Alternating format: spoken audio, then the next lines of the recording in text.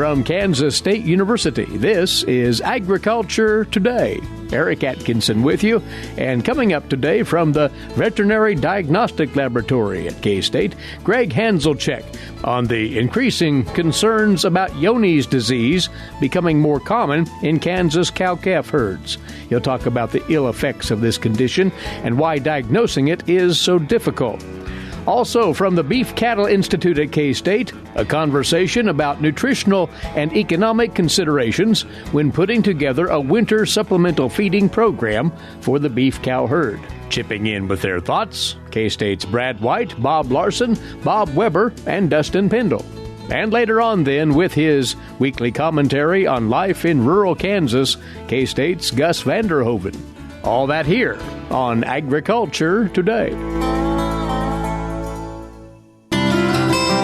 For 25 years, K-State Research and Extension's Kansas Agricultural Mediation Services has been providing a no-cost, confidential place to call in and visit with an agricultural lawyer. Our experts are available to help you producers handle legal and financial issues. Explore your options and generate solutions. Call us at 800-321-3276 or visit us online. Kansas Agricultural Mediation Services. Thanks for tuning in for another Agriculture Today. We've cow-calf herd health information for you producers to cover on our opening segment today. Along with us is the director of the Production Animal Field Investigations Unit out of the Veterinary Diagnostic Laboratory here at K-State, Gregg Hanzlicek, to talk with us about a disease condition that, frankly, is sparsely known among cow-calf producers out there, he tells us, Johne's disease in cow-calf herds. Now, this is a disease presence that's common in dairy herds, but now it's starting to take root in the cow-calf sector as well, you say. Absolutely. We've dealt with it in dairy herds and tried to manage it for 20, 30 years, and it's just now veterinarians are starting to think about Johne's disease in cow-calf herds. And over the last year or so, the number of calls and the number of cases that we've been involved with in beef cattle is quite startling, quite frankly. But you say that producers just aren't very well acquainted with it in the beef sector. Correct. There was a study, a national study completed not too long ago where they asked the producers what they knew about Johne's disease, and 50% said they either had just heard of the name or they just kind of sort of knew something about the disease. So, as a veterinary profession, we really haven't done a very good job of educating cow-calf producers about this important disease. Well, let's contribute to that cause right here. What is Johne's disease, and what does it do, Greg? Johne's disease is it's a chronic intestinal disease. Once animals become infected, there's no treatment, and so they're basically going to just progress through the diseases.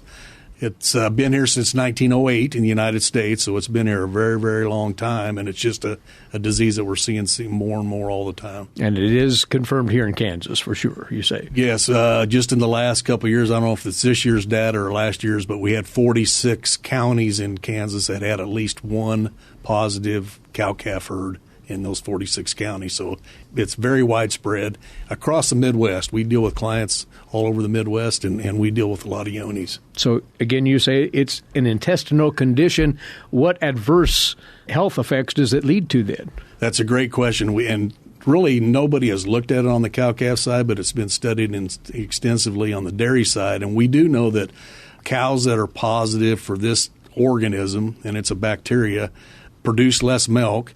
And we also know they don't last as long in the herd. So it's going to increase culling rates, our weaning weights, and those kind of things probably go down when we have positive cows in the herd. So it's going to eventually lead to performance issues in the beef herd, it sounds. We're extrapolating from the dairy side, but there's no reason to believe that the same effects won't happen to the beef cow. Well, then, some particulars here. How is it transmitted from animal to animal? It's a great question. So there's three ways. A cow that's in the later stages of the disease, she can pass the organism through the placenta to the fetus. So when it's born, it's positive.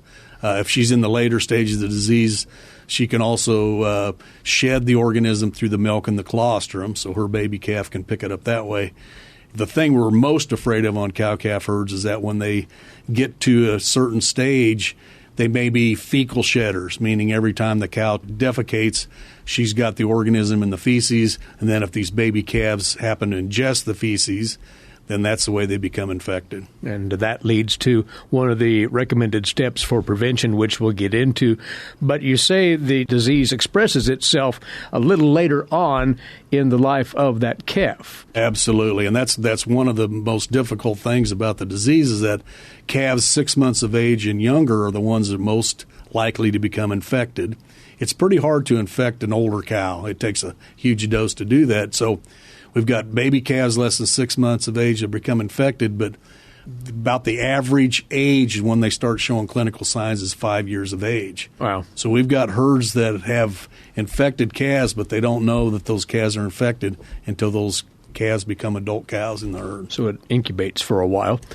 And what would one be looking for in afflictions that those grown calves may be suffering from? Well, the classical sign would be an adult cow or an adult bull that has sudden weight loss but also has chronic diarrhea. There aren't many diseases on the cow-calf side that would cause that. So typically it occurs one or two animals. We've seen a little outbreak where there are 4 or 5 at the same time, but that's typically what it is. They lose tremendous body condition in just a few weeks, and then they continually have this diarrhea. And it can be confirmed through testing, one assumes? It can be. There's a good blood test, and there's a good test where we actually look at the feces and find the organism in there. The downside of the test is that it's not accurate with animals under 3 years of age typically. So, and that's because the organism grows very, very slow in the cow. So we can't test baby calves. We have to wait until they're at least probably 3 years of age before we can find out whether they're positive or not. So then, as far as management and control, a producer has to get ahead of this. And one of the things to think about, you say, sanitation can help some here, can it not? Absolutely, and that's really the only thing that we can do other than find the positives and remove them from the herd. But some of those we can't find because we don't know, we can't test them until they're aged. So really the key is to minimize the amount of adult manure that the baby calves are exposed to. So it's just like one of the things we recommend for scour prevention. Calve in as large area as we can. If we have round bale feeders that we're using, make sure that we remove those round bale feeders to a new clean area every time we have to fill it up with another bale. Again, it's just we're trying to keep an accumulation of adult manure to a minimum. And why that is extra important, there is no treatment protocol for this condition, Johne's disease. Absolutely. There is no treatment. This is a disease that once they have it, if they progress through the disease, they're either going to die from it or they're going to be lost from the herd. What about a vaccine protocol? Is there any product out there that can help in prevention whatsoever? There is a vaccine out there. It's highly regulated in the fact that once a herd is vaccinated with this particular product, then they're going to be tuberculosis positive. So not every state allows its use, and Kansas, we do not allow it here. There's a few states, Minnesota and Wisconsin, those places where you can use it. It's shown to be not very effective. You have to give it to the calves when they're less than 30 to 35 days of age, and it's been shown that it may delay the time when they become infected to when they start shedding, but other than that, it really doesn't have a positive effect on these herds. So in Kansas, we can't use it, or in the Midwest. Even if we could, we'd still recommend that it's all about sanitation and manure management.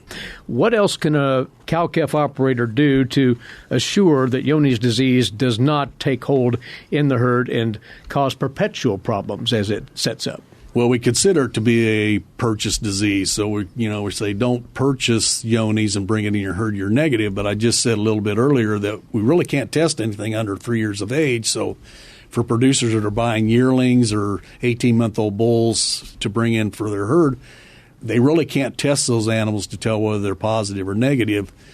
A hard thing to do, but we do recommend that producers, when they're buying replacements, especially like bulls, that they ask that producer if they have Johne's. And it's not necessarily a bad thing if they do, if the genetics are everything that a producer wants.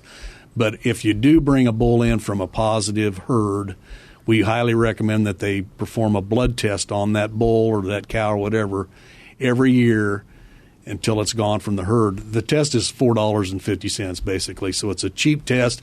But what it'll do, it'll allow the producer to find those animals early in the course of the disease so they can be removed before they start shedding the organism. And the test itself is quite basic. It's simply a blood draw? Absolutely. It's just a blood in a red top tube, and absolutely, yep. So these are mechanical means, if you will, of trying to prevent your herd against Johne's. But part of the message here, and not a small part, Gregg, is that this is still something of, at best, a secondary disease consideration on the part of cow-calf operations. You'd like to see it moved up the priority list a bit. Well, I personally do, and there's some other thinking out there that maybe this organism is associated with some diseases in humans. And so I really think that, or a lot of us think that we need to think more about this disease and talk about it and try to manage it, try to keep it at a minimum, just in case there is that connection between this organism and human health. And obviously, if a producer senses that it might be in their herd, if they see these symptoms developing in their older animals, they should get a hold of their veterinarian pronto and get the testing protocol rolling. Absolutely. And there's a way, if a producer has had a positive cow or bull diagnosed, then they can consider themselves positive. But for a herd that's just wondering, am I positive or not, get a hold of the veterinarian. The veterinarian will calculate the number of animals that need to be tested, and we're going to select the thinnest, oldest animals, and then just doing a few of those in the herd will determine whether the herd is positive or not. And, of course, the Veterinary Diagnostic Laboratory stands ready for analysis of those test samples and the like. Absolutely. We love to work with both practitioners and producers, so if there's any question about how many animals need to be sampled and what test and all that, we're certainly happy to help them. And that information, by the way, is on the laboratory's website out of K-State. That web address, ksvdl.org, ksvdl.org. A highly important disease consideration for cow-calf producers to have well in mind. It's called Johne's disease. Gregg, thanks for the overview of it right here. My pleasure. Gregg Hanzlicek from the Veterinary Diagnostic Laboratory here at Kansas State University's College of Veterinary Medicine. We'll be back with more. You're listening to Agriculture Today.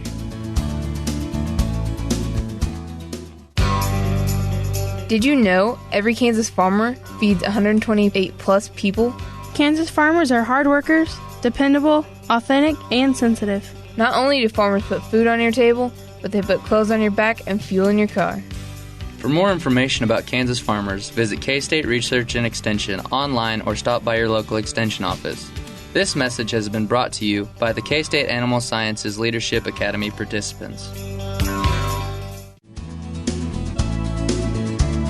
Next up on Agriculture Today, more ideas on beef cow herd nutritional management for the coming winter, specifically options for cow herd supplemental feeding from the standpoint of nutrition and economics. This was one of the themes covered in the latest Cattle Chat podcast out of the Beef Cattle Institute at K-State. Contributing this time, veterinarian Bob Larson, cow-calf specialist Bob Weaber, livestock economist Dustin Pendell, and veterinarian Brad White. As your moderator, this an extension of their conversation on the previous podcast. One of the things I want to follow up on this week, and we had some, I think, a little bit of confusion on this, or we could at least clarify, related to cow intake. So how much does a cow eat? And we threw out a bunch of numbers last week, so I want to get into the numbers, but just in broad terms, how am I going to sort out that question? I think it is a really important question, particularly when you start looking at, supplementing the cow. When I have to deliver the feed to her or estimate, do I have enough stored forage to get through the winter, how much she eats becomes a really important question. And, the number that I was taught that I kind of use as a ballpark is a cow is going to eat about 2% of her body weight on a dry matter basis of kind of average, typical quality hay or dormant forage. Now, that becomes a good starting place, but there's a few adjustments you have to make. First of all, our forage is going to be about 90% dry matter or so. And so when I said 20 pounds of dry matter, that's actually 22 pounds as fed. So you deliver 22 pounds to get 20 pounds of dry matter. And then I said 2% intake. Well, if the forage that you're feeding is really mature and stemmy and difficult to digest, she could eat as little as 1.5% of her body weight. And if it was some hay put up really well, it's really low fiber, high digestibility, high protein type of a feed, so a really good quality hay. Well, she may eat up to 2.3, maybe a little bit more percent of her body weight. And the swing, the difference between eating 1.5% of your body weight and 2.3% of your body weight on a 1,400-pound cow is, well, that's 10 pounds of intake a day. So fed. As fed. So if you're talking about 100 cows, well, that's 1,000 pounds.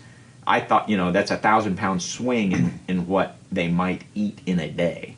And so and you're talking there based on the quality of the forage. Based on the quality of the forage. So if I went from my very worst forage where they might eat 1.5% of their body weight and would be losing weight up to, a really good quality forage where they're eating 2.3% of their body weight, then, yeah, for a 100-head herd, that's 1,000 pounds difference in intake per day.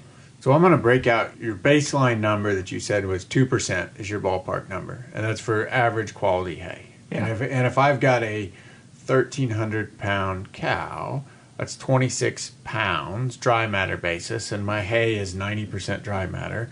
So what that works out to be is about 29 pounds on an as-fed basis, or 30 pounds for easy math. Yeah, you're going to have some wastage and stuff, so go up a little bit more than 30 pounds delivered per day to get her dry matter needs if she's eating 2% of her body weight. Yeah, and on a dry cow, the other key bit in here is that the TDN, or the quality of the forage, drives intake, and the worse the hay is, the less she eats. The less she eats. Which is unfortunate. It's really unfortunate. It's the opposite of what we want. So the thing I like to look at is, well, if I want that cow to consume a whole bunch of low quality feed, what do I have to supplement to get her to do that? And the thing that we need to supplement on dry cows, on low quality forage, is protein. And so, if we have, say, average quality prairie hay is going to be somewhere between 6 and probably 8% crude protein.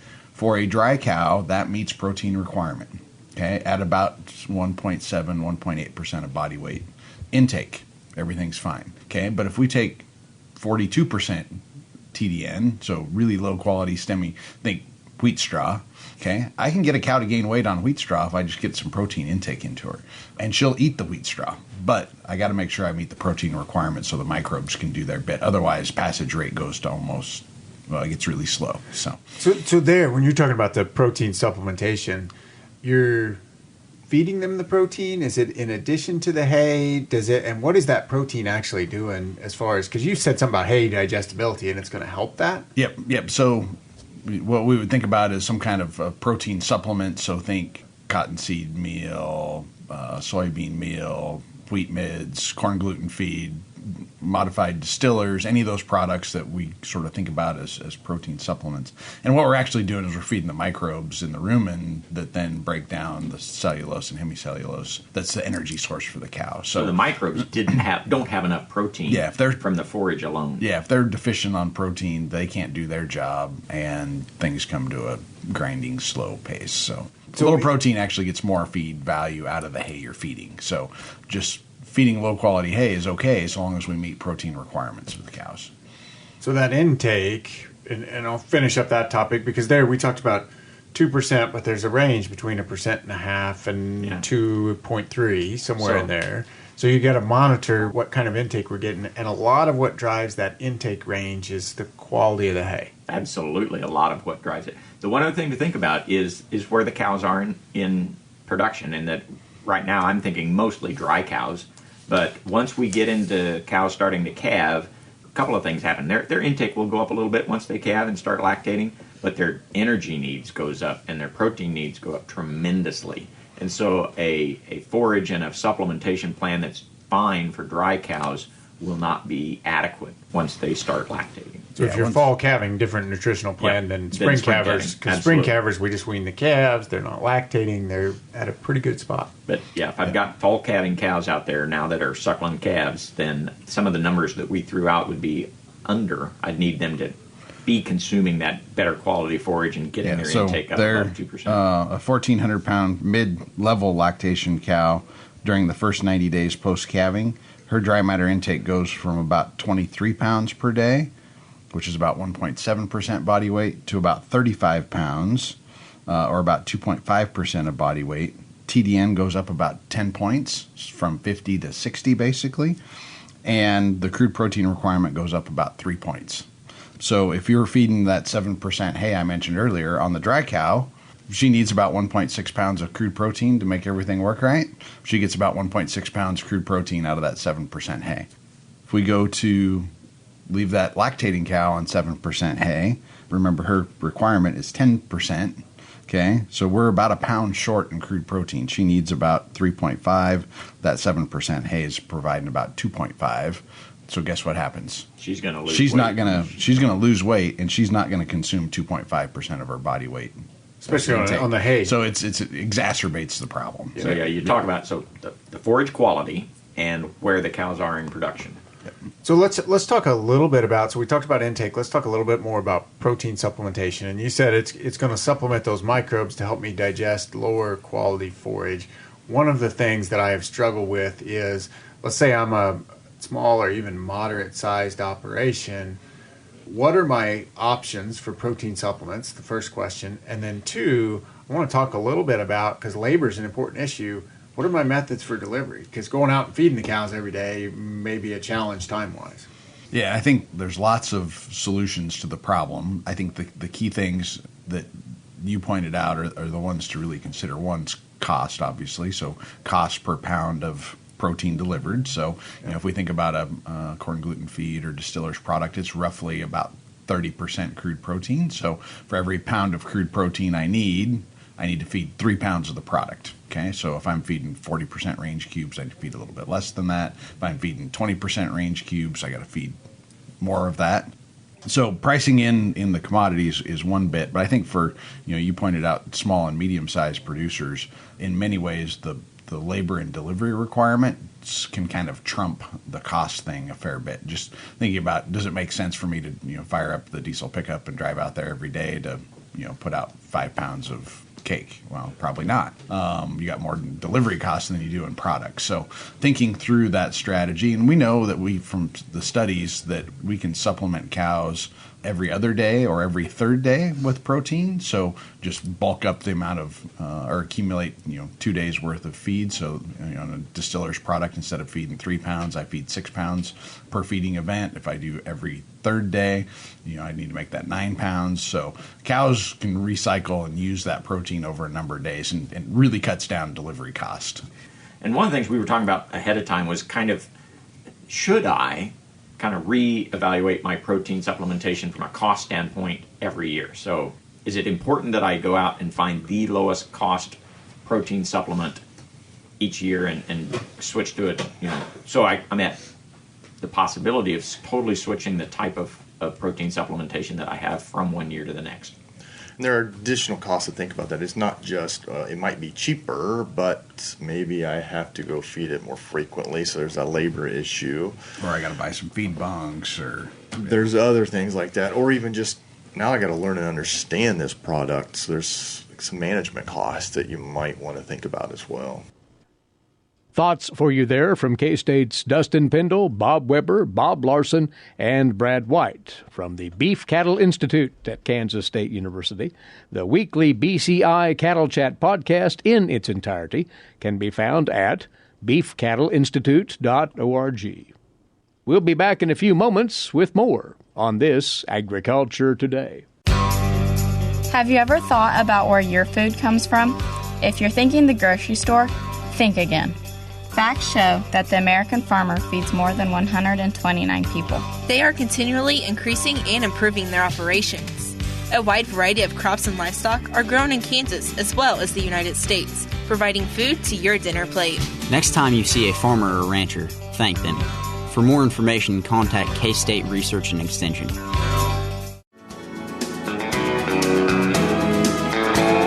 Agriculture Today continues now here on the K-State Radio Network. Eric Atkinson with you. And now today's agricultural news headlines for you, courtesy in part of DTN. Though agriculture is experiencing pressures on a number of fronts, the head of the Farm Credit Administration told federal lawmakers yesterday that the overall credit system remains in fairly good shape. Here's more from the USDA's Gary Crawford. the nation's farm credit system. The system is, in fact, safe and sound. But Farm Credit Administration Chairman Glenn Smith told a House Ag Subcommittee hearing Tuesday the farm economy not quite so safe and sound. With growing farm debt levels, continued low commodity prices, Smith says we are not yet at the crisis levels of the late 1980s. But I think we're at a level that's comparable to the early 80s. Decreasing farm incomes, decreasing margins, eroding current ratios. And at that time in the Midwest, we'd lost 15 to 20% of our land values. Guess what? Today we've lost 15 to 20% of our land values in the Midwest. Another worrisome similarity? The late 70s and early 80s were typified by trade wars. At that time, it was the Soviet Union with the grain embargo. Now it's China. In fact, Smith said approval of the USMCA and Japan trade agreements and some kind of a deal with China would help improve the farm economy, help the many farmers who are struggling to hold on. Gary Crawford for the U.S. Department of Agriculture, Washington. Now, Smith went on to say that farm families are seeing the benefits of the general economy being good. Most producers continue to find ways, he says, to cut costs and make the most of the marketing opportunities when prices rise temporarily. Still, he said the financial pressure can be significant for individual producers, particularly for those who suffered yield losses in recent years. One major concern for the Farm Credit Administration is that U.S. producers have taken on an estimated $41 billion in additional farm debt since 2016. Smith said adjusted for inflation, total farm debt is nearing the record set about 40 years ago. Income shortfalls, he says, have cut working capital and have elevated borrowing needs. With the cash flow tight, he says the number of producers finding it difficult to repay loans is growing, albeit at a modest pace. Increasingly, producers are restructuring their debts to improve their cash flow.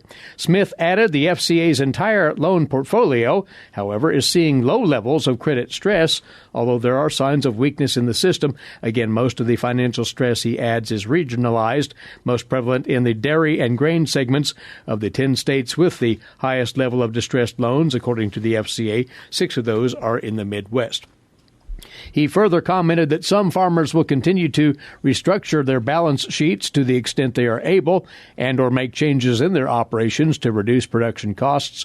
Farmland values are what have helped agriculture weather the storm, he said, although once more some Midwestern states have seen those land values fall off. And because farmland markets overall have remained stable, he said, borrowers have been able to restructure balance sheets with longer-term debt and free up working capital. The Commodity Futures Trading Commission is readying another attempt to set limits on speculative trading and swaps positions in a proposed rule expected to come out early next year. CFTC Chairman Heath Tarbert told DTN in an interview that a draft for a proposed rule is on his desk for review. He said they want to get a position limits rule out there that achieves the targeted objective that no one can squeeze or corner the markets and would not be disruptive in the current marketplace. The regulatory battle over position limits for speculative traders in futures goes back to the 2010 Dodd-Frank Act. A federal judge struck down a 2011 rule a year later, as that judge ruled that the CFTC was required to prove that position limits were necessary to reduce or prevent the excessive speculation in the markets. The CFTC reproposed a rule in 2013, then followed up with another proposal in 2016, each time trying to distinguish the difference between a speculator and a bona fide hedger in the markets. The proposal would affect an array of agriculture, energy, metal, and other commodities traded on major exchanges. The purpose to prevent a small number of traders from cornering a market, but exempt limits for bona fide hedging in physical commodities.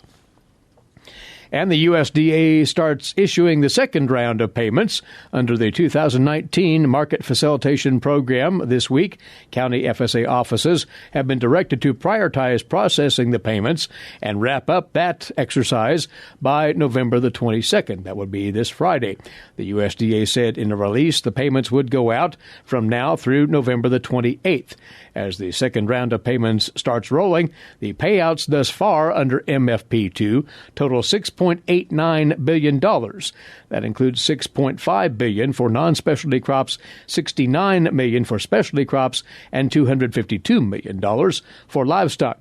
Midwest states and Texas lead the top states in terms of dollars received under the MFP2 effort so far.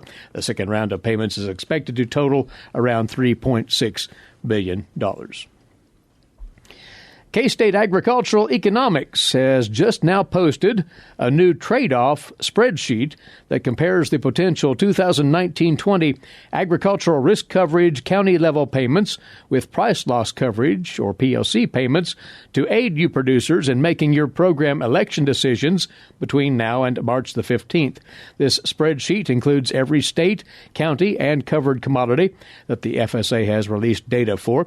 It can now be found on agmanager.info under policy and the 2018 Farm Bill link. There is also an 8-minute video there to explain how this spreadsheet works and how to interpret the results table. You producers are also now able to update your PLC program yields with FSA for the 20 and 21 program payment. To understand how that works, there is a publication and a spreadsheet as well. Again, you can check out all of this, which is brand new, posted to the agmanager.info website on getting closer to making your final decisions on ARC and PLC payment elections, as the opportunity exists until March the 15th.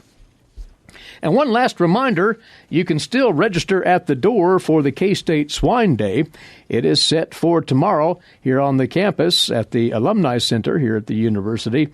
And the morning program will start around 9:15 with the welcome, 9:30 with the latest update on K-State applied swine research. Then in the afternoon, a look at decision processes and nutritional programs by Josh Floor of Seaboard Foods and what the Canadian industry is doing to prevent an African swine fever incursion by Dr. Egan Brockhoff of Alberta, Canada.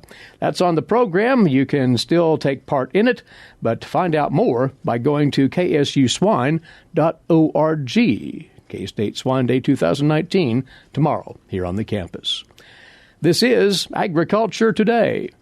What is radon? Home exposure to radon gas is the leading cause of lung cancer death in the United States for non-smokers. In Kansas, 1 in 4 homes will test at or above the EPA action level. The Surgeon General recommends all homes be tested and fixed if necessary. Visit kansasradonprogram.org for more information. Test, fix, save a life. This message brought to you by the Kansas Radon Program, the Kansas Association of Broadcasters, and this station.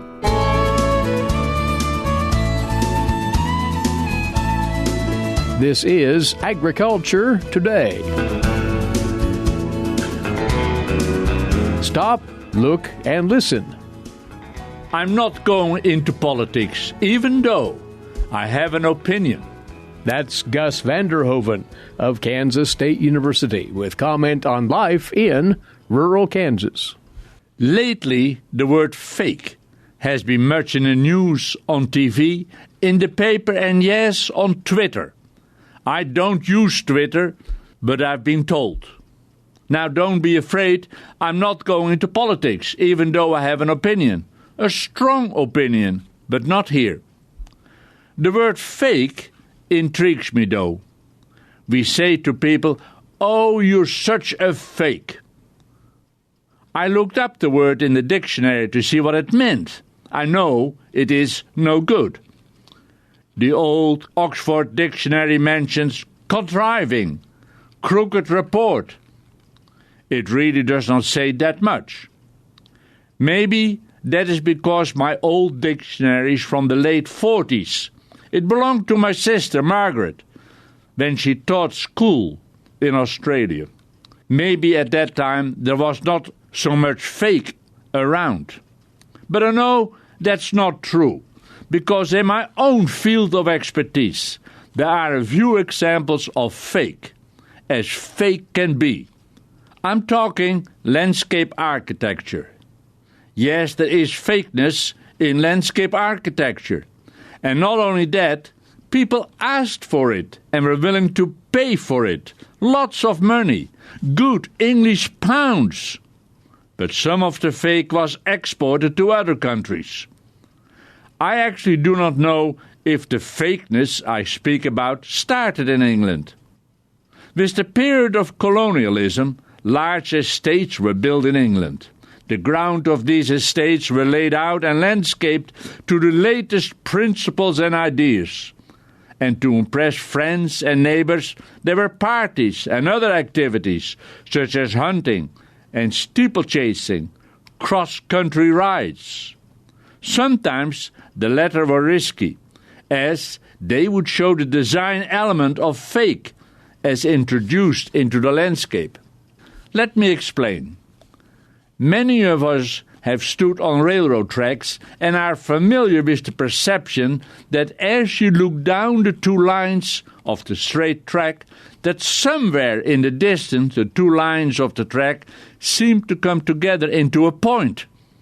The tracks seem to make a very long spear point. Seems to. It's perception. Of course, the rails stay at the proper distance or else the train would derail.